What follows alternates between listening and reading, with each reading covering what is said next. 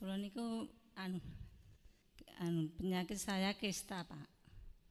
Sudah minum dua botol tapi berhenti. Tapi ngoten terus kula niku mboten minum. Nggih. Sampai 1 bulan. Nah, gitu timbul lagi, Pak. Saya itu pengen berhenti, caranya bagaimana Pak Bayu berhenti itu loh, tanya pada Pak Bayu. Assalamualaikum warahmatullahi wabarakatuh. Jadi kista itu sebenarnya ketika kita konsumsi secara rutin memang sangat efektif. Tapi terus terang tadi saya katakan banyak orang berpikir ya memang harus beli sih ya, kan harus beli. Tapi pendengar sekalian, saya juga dengarkan semua yang pendengar sekalian dengarkan saat ini, daripada sakit lebih baik jangan pernah sakit. Kenapa? Kalau sudah terlanjur parah lebih banyak biaya yang dikeluarkan. Jadi kami adalah niatan ingsun kita bisa nolong banyak orang, dan harapan saya sih kepingin saya semua orang bisa sembuh. Tapi ya minta tolong tadi, bukan jamu yang kayak jamu dewa yang harus langsung sembuh dan sebagainya. Semua butuh waktu. Berapa lama? Ya relatif. Kalau mau jujur berapa lama kalau untuk kasus-kasus kista, kasus yang kanker, kasus miom dan lain sebagainya, kalau boleh saya katakan jujur harusnya 2 tahun. 2 tahun, Bu, terus menerus. Kenapa kok begitu? Proses sakitnya juga lama. Sama dengan orang diabetes juga sama seperti itu, 2 tahun minimal untuk betul-betul sembuh. Tapi saya katakan sebenarnya 2 tahun itu bukan waktu yang lama.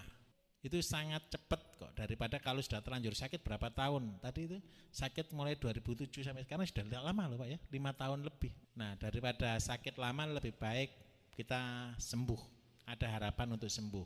Bagaimana cara penanganan kista supaya efektif? Memang kita perlu tambahkan dengan teh manggata. Ada di sini teh manggata. Teh manggata adalah satu produk teh yang kita buat memang untuk perempuan.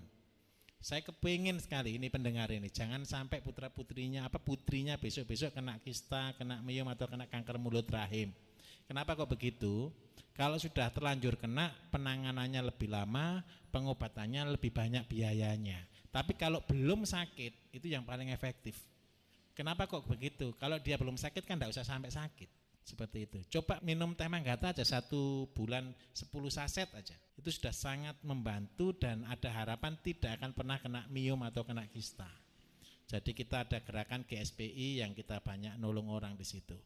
Jadi untuk ibu nanti, ibu minta tolong sama beli teh manggata ya. Sama beli teh manggata, pendarahannya pasti cepat. Caranya sudah dituliskan tadi, tapi saya ulang untuk pendengar yang di rumah.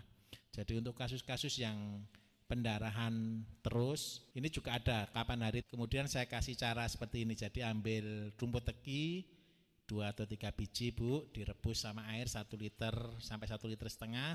Setelah mendidih tutup, matikan, biarkan dulu agak hangat, baru tehnya dimasukkan. Setelah itu baru diminum untuk sepanjang hari.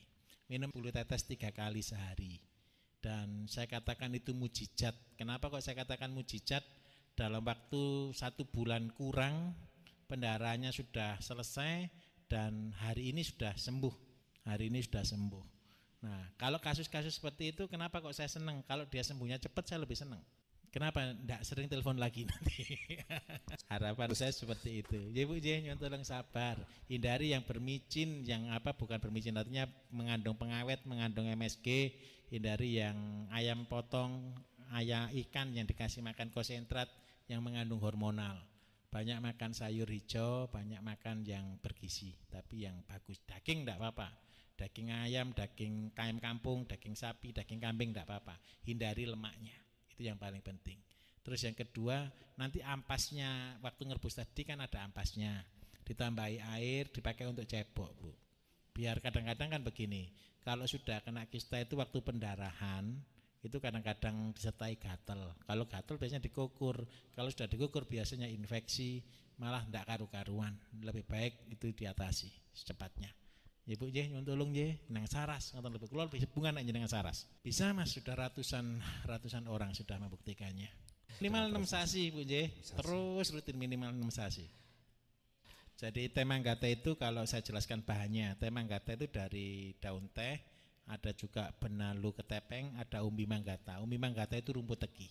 Jadi umbi manggata itu rumput teki dan ada wanginya dari meladi. Nah, teh manggata ini akan sangat efektif. Memang di situ ada tulisannya inner beauty, jadi untuk perempuan. Tapi bukan berarti bapak-bapak tidak boleh minum. Saya buat teh manggata ini dulu tujuan saya sebenarnya teh keluarga. Kenapa kok begitu? Kepingin saya bapak ibu sama 2 orang anak, 1 saset untuk 1 liter air. Jadi yang minum bapaknya 1 gelas, ibunya 1 gelas, anaknya 1 gelas, seandainya anaknya 2, semua 1 gelasan. Efektifnya kenapa? Teh ini adalah teh rileks, teh anti marah. Kalau jenengan marah kayak apa, minum teh manggata pasti reda. Biarpun emosi tinggi, minum teh manggata pasti reda. Terus yang kedua, teh ini sangat membantu untuk proses-proses diuretik. Tadi ada ibu yang mau tanya, kalau mau diet bagaimana caranya? Kalau mau berat badannya ideal bagaimana caranya? Minum teh manggata. Cuman jeleknya satu, teh manggata. Bagi orang-orang yang kelebihan berat badan, mengkonsumsi teh manggata akan sering buang air kecil, sering pipis. Itu yang terjadi. Karena apa? Proses pembuangan lemak. Itu yang terjadi seperti itu. Tapi ringan ke badan, sangat ringan. Kenapa kok ringan? Karena lemaknya berkurang. Terus yang kedua, karena lancar, pembuangan racunnya lancar, sehingga lebih ringan. Seperti itu. Jadi bisa untuk kasus asam urat juga bagus. Ada tambahannya sedikit. Ya, jadi gini, kalau kadang-kadang kan ini sudah dewasa semua. Jadi kalau kita tanya ke anak-anak kita, apakah mereka punya penyakit di kelamin atau tidak, kan kadang-kadang anak itu tidak mau terus terang. Bagi orang tua ada triknya, ada caranya. Agak jorok caranya. Tapi ini sangat bagus. Jadi kalau bisa ibu-ibu, celana dalamnya anak-anak itu jenengan bau. Kalau baunya kecut masih wajar.